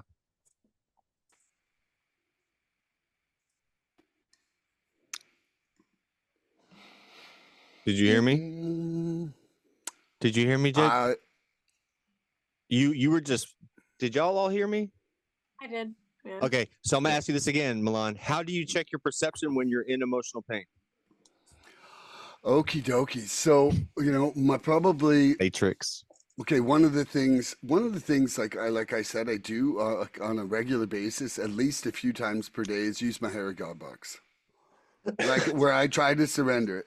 I do. It is something that it's just like I try to use that to diffuse old patterns for myself, for sure. And then I find quite often I'm like Sydney, where I'm not that great at it, and so I remove myself from the situation. It might be like, oh, I'm walking the dogs 15 minutes early because I need some space, or and so if I remove myself from the situation, I generally will take a fairly like step 40, step 10 kind of objective look at it and come back with my like course correction. But right in the heat of the moment, fight or flight. Bro, we have to come up with a different name other than Harry Godbox, like Godbox Harry's or something. Like we got to do something different than like Harry Godbox, because I feel like we're at like a used sex shop, like trying to buy like a Harry like a Harry Godbox. Like it just takes me back. It's to funny because where I didn't think of that at all, but No, Am I- but are like you with me? like you got some innuendos going on. JJ's with me. And Sydney, doesn't You it guys kind are of two dirty boys. Sydney and I didn't think anything like that. No, You no, guys no. are It could dirty be, guys. Look, no, no. It doesn't have to be that. It can be the cable guy. It can be just like it's But just like a Harry Harry Godbox is just Godbox. like, geez, man. Like there's You so know, many ways you can go with that. Yeah, that's and I right. took it that way, so that's on you. So Okay, I've got issues. I'll call my sponsor when I leave here. So how do I check my perception when I'm in emotional pain? So obviously that's a big thing. What first came to my mind when I thought about that is I can finally pause. That pause button, man. That pause button that we get. When I'm in pain, I can pause and kind of step back from it and not immediately react to my first. My first reaction is probably not the right one when I'm in hitting one of those spots. So it's spiritual discipline at that point. I'm trying to stay tapped in spiritually, pause, let my spirituality take over, and then be able to move forward. As if I willed the next thing to be that way. Not to act act like an idiot and then try to reel back from my decisions on acting like an idiot. I'm gonna lean into the situation as it comes naturally in like an organic way, right? Try to at least. But when I'm in that emotional pain, man, it's usually I'm wrapped up in something else. But I just gotta stay focused. And there's my answer. Let's go. Love it. Sydney, you got a question for JJ? I do. All right. How has your perception of your addiction changed since you entered recovery? Oh Lord, it's broadened. To it's not the alcohol, it's not the drugs, it's no chemical. It is self-centered fear, like we've already discussed. It's denial, it's guilt, it's shame, it's the cunning enemy of life. It's anything that kills my joy. And the anecdote is spiritual principles. So that's what I've learned. My minute up. Boom. No, but that was beautiful. Check your text message, JJ, for your question. According to the point. All right. Okay. You ready? Yeah, I'm ready. I'm ready. How has your perception of your addiction changed since you entered recovery? So I hated my addiction, and I actually feel grateful for my addiction to have brought me to the program.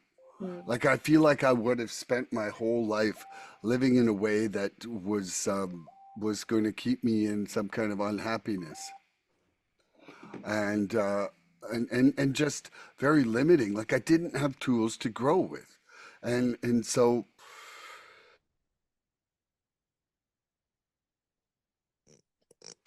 of my addiction is that I also whoa, what's going on? Oh, I don't know what happened there. Good. But You're good. I'm done. I'm confused. I can't believe it stopped right when he was like he was jumping into a deep end of a pool. He was like, and then then you just froze. It was awesome. Okay, I didn't see it. So. Sorry, bro. You had to be here. Yeah, I was here, not there. Yeah. Who's asking the question now? Sydney's asking you. I don't want to answer her question. You don't want you your... ain't getting one. I don't. She's not cool. Okay. Cool. No. Tell me. I want to hear it. I love you. How has your perception of your addiction changed since you entered recovery? I don't look at myself as this miserable, beat up, broken ass dude anymore. And I heard this before. What is it? Last time I checked, broken crayons still color the same color, right? Like we might be broken or feel like we're broken, but we still have all the same vibrance, the same color and same spirit that we had, as long as we, stop using, man. Tap into a God of your understanding, do some step work, the keys to freedom, and try to stay balanced, man. Stay balanced. Try to not slip into complacency. If you're dealing with complacency, what is it, Milan? Complacent ass in the seat. Complacent ass in that seat. Come on, man. Come on, man. So if you get in with some complacency, complacent ass in the seat. Remember this, Sydney? Maybe you're asking for a rose when God has written for the whole garden to be yours. Don't do it. I got to keep reminding you of that. If you haven't. Boom, boom. Okie dokie. Sydney, can you ask Sydney? Me? To Yeah. myself? How Yep. has my perception of my addiction changed since I entered recovery? I think hearing that I didn't have like a moral deficiency, and like that I don't have a personal, like a problem being a person, and like a problem being a shitty person at that, right? It was more of like, I have a disease. Like hearing for the first time that it was a disease, I think really changed how I thought about a lot of things that I had done. Not to say that I didn't do them, like I still have to make amends for stuff. I still have to take that inventory. I still have to find my part in things. And, but being able to recognize that like at the core, I am a good person, and learn more about like what addiction actually is and how it affects me on a daily basis, where I think really gave me some more self-confidence. And I think that's why I've been able to move through this program the way that I have, because I just really view it as like something that I have rather than... Timer go. I forgot to push the timer. Are you fucking kidding? I'm about to say, what? Cut me off. I finished the set. Wow. I did that on purpose to mess with you, because I knew he was... I love you so much, Cindy. I did that just to see what you would say, how you would react. I was trying to be really big. I finished. That was it. I wanted you to plow through it. I'm proud of you. I love you. I didn't do that. I was doing that on purpose. I love you, man. Okay, you got a question for me, JJ? I do, as long as you don't go on and on and on. Like I never do. I never do. No, I'm kidding. We love you, Sydney. You guys are crazy. Yep. Okay, Milan, this question I've come up especially for you. Yes. What distorted perceptions still show up for you, even in recovery? Ooh, the ones that come right away to me are I deserve. That distorted perception of I deserve or you should. Like those two words, deserve and should, that like, I don't deserve shit. That is totally the opposite of life on life's terms. Man, I am a master at shoulda and deserve. And I try to surrender that all the time. Boom. Yeah, could you Beautiful, put a little man. more thought into that, please? That was beautiful, man. You knew exactly. Stop. Okay. Who's up next? Yeah, you ask Andrew. Andrew, Yes, sir. what distorted perceptions still show up for you, even in recovery? Because I am part of the, I'm in the heavy hitters of like these sayings and quotes. I'm going to use my minute to put out the quotes for today for perception. So look, think about this, guys. Hang with me. Miracles happen every day. Change your perception of what a miracle is, and you'll see them all around you. You like that? That leads me to this one. This is quick. There is no truth. There is no truth. Closewell. Can't you spend perception? Perception is truth. There is no truth. It's whatever you perceive. Everything we hear is an opinion, not facts. Everything we see is perspective, not truth.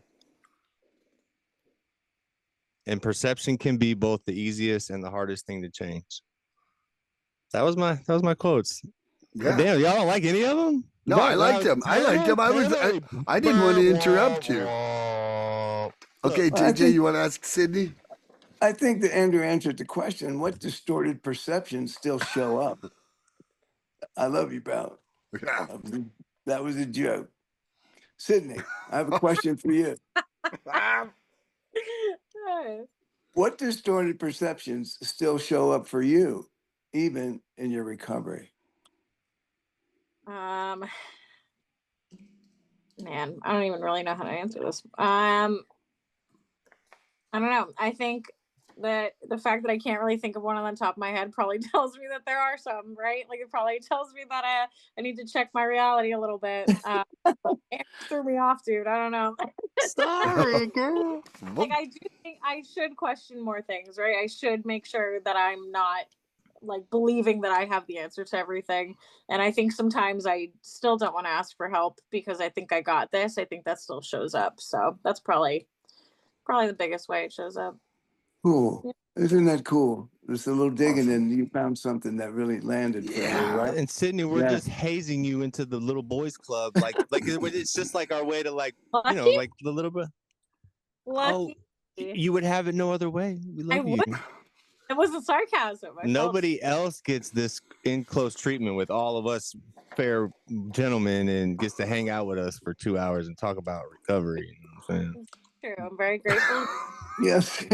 As our perception really shifts, well. so does our I'm going reality. home, guys. I'm going home. I'll see Not y'all because later. life has changed, but because we finally did. What part of your life feels different now, Andrew? Simply because you see it differently. Hey, Well, wait I a used minute. Wait a minute. what? Then we left JJ out of the lightning round. Don't I ask myself my own question? Oh, it's because you jumped Sydney earlier. That's right. Whoa. We got to it's get some get backs, man. No. It's because Milan is as self-centered as I am. Whoa. Hello, Sydney. You get to answer it, JJ. Come on. Okay. Okay, what distorted perceptions still show up for me, even in my recovery, right?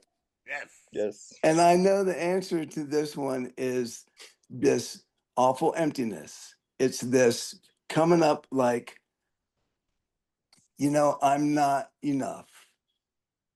That is the distorted perception because it's not true. I'm made complete. And again, it's the fear that I'm not. So that is distorted perception that it'll still show up. But, I'm recognizing like, oh, it's you again, and our literature, I found it twice, awful emptiness. It's amazing because I relate with that. It's like, wow, where am I? And I'm here full, and God continues to reflect and give me what I need. So thank you. Where's it at in the I literature? love that. I can't give you. You can tell me page later. number. Tell me later. Tell me later. I love you. Yeah. Okay, Andrew, what part of your life feels different now simply because you see it differently? Well, I used to have a friend named Sydney, and she's no longer my friend anymore. So I have a perception that I'm one friend less than I was when I got in here. But I'll survive. I'll call her later and try to make amends with it. And, oh, what's up, Sydney? When'd you get here? Oh, you What's can do up? amends right now. Yeah, go for it. Sydney, Yeah. Sydney, I want to take this time out publicly to just say that I'm sorry and I love you very much. And I didn't mean to hurt your feelings or cut you off. It was my own insecurities and my own perception of reality at the time. And I just want to. Your timer went off, bro. I think it's a total legitimate interruption. It was Now fine. he's interrupted my interruption of the interruption ceremony speech. What up, man? I'm trying to not put something on. Well, can you reset the clock for 15 more seconds? I love you guys, man. I love y'all. Hey, look, I want to say this. Look, the disease of addiction distorts perception, recovery restores it. There you go. Okay, now Miss Sydney, what part of your life feels different now simply because you see it differently? First, Andrew, I love you. You didn't hurt my feelings. I'm a big girl. It's okay. I know. Everything is different. Everything is different today than it was yesterday. I learned more in this past 2 hours that I had thought-provoking things come up in my head, and you just gotta. Everything in my life has become something new in the past 18 months, and I think that's gonna be ever evolving as long as I stick around. So that's my answer. I love that. JJ, what part of your life feels differently now simply because you see it differently?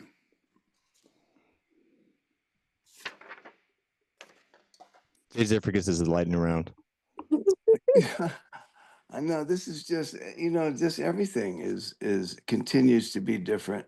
I don't know. I'm at a place where, I'm really seeing some patterns that need to seriously change, and it's this, the work life, my family relations, as it's been affected by this disease. I'm at, I'm at a real interesting place, and I need help to make the changes. And I forget the question. You nailed that question. Hey, anyway. you did. I love you, man. Oh yeah. Okay, final question of this wonderful evening together. What part of my life feels different now simply because I see it differently? It's an ever evolving thing where, one of the greatest things is the things I'm getting to learn from other people inside this program. And, being okay with being wrong, like instead of being all butthurt, like I was like, oh, I didn't surrender right, I was fighting my defects, being totally stoked and like grabbing the football and running for the end zone, like just like I don't care if I was wrong, I'm making a touchdown anyway. Like, and I feel that I've never been so happy to be on a path of discovery like that's happening. And I'm so grateful for it. And I'm grateful for you guys being here with me today and in my life, because every time I see you guys, it makes my life better. Aw. I love you. That was My very cheeks hurt from smiling, bro. It's good times together. Seriously, man. So thanks everybody for coming, and I'd say Love tune you, in Sydney. next Love you, JJ. episode for more Recovery Fun. We love you. Please help us help others. If you like what you've seen here today, please subscribe and share this podcast and help us get to 100 followers. We're looking for interaction with our audience.